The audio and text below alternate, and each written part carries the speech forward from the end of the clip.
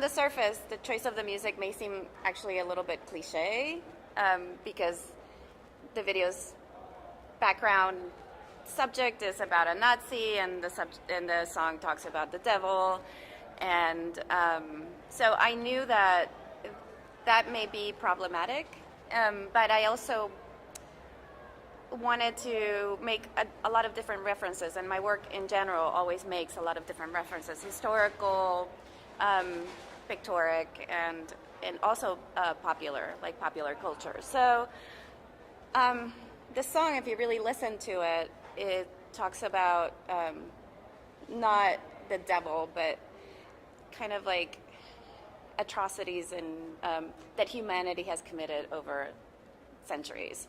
So it actually encompasses like a bigger global subject. And also, it was recorded in 1968. It was like the end of like a very turbulent decade.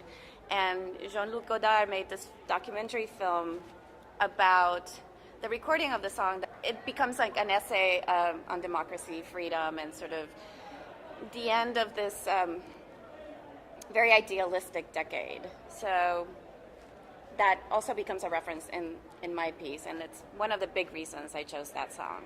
The Zacatar is amazing. I don't think you can ever speak to anyone about Zacatar and they'll say no, it's not good.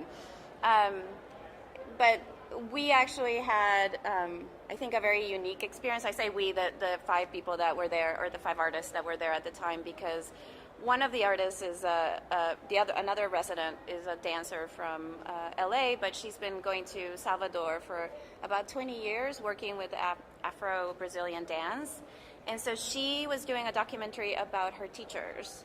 And her teachers are these 5 women that are all in their 70s or 80s, and they're May de Santos. And they've been teaching her dance, but not just dance, it's culture, and it's everything. And they got to spend 1 week each living with us in the house. And so even it went beyond just being in this place. It went into this realm of, we were actually living with people that knew the culture. I mean, were part of that culture, and we would have these amazing conversations at dinner every night. And these women are amazing. So. And I actually created a piece based on a story one of them told us at dinner one time, and it made this time there go beyond just the excellent residency it is. So I was very, very lucky.